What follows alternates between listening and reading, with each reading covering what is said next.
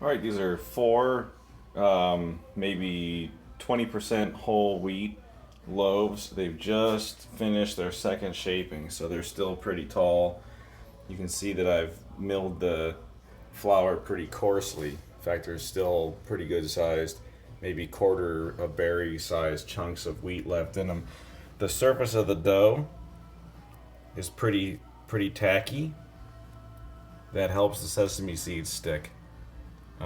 These are gonna sit for maybe 4 or 5 minutes after being shaped.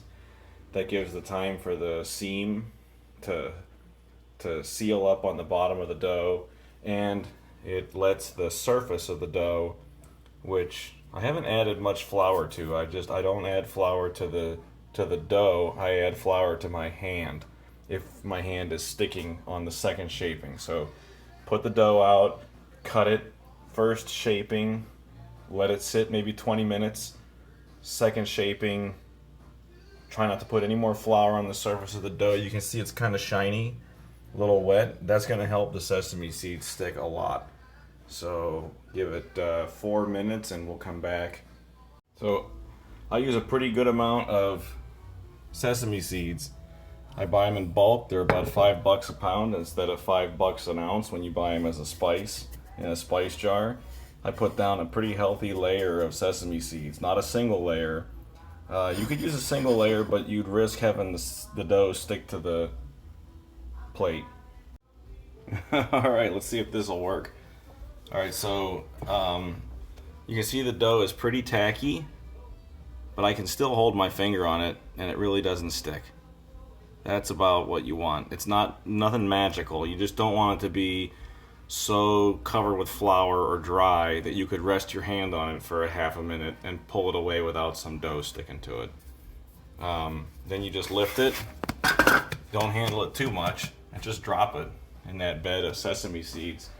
I don't necessarily let it sit there this long. You can let it sit as long as you like.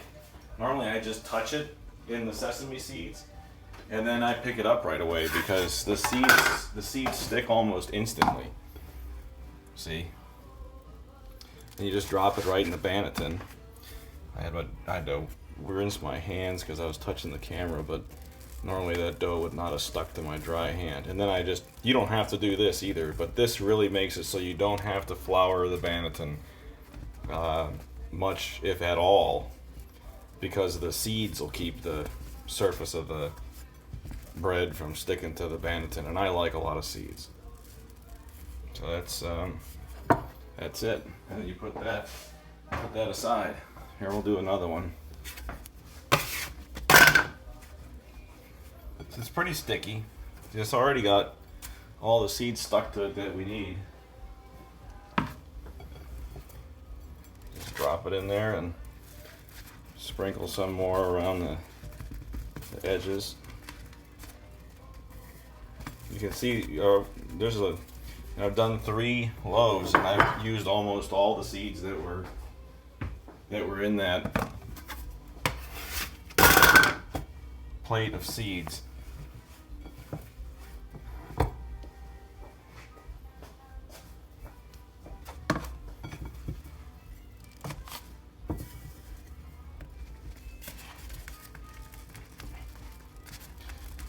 It's not as big a deal to use all these seeds when you buy them for $5 a pound. It seems you don't want to waste them when they're coming out of a shaker jar that you paid $4 for.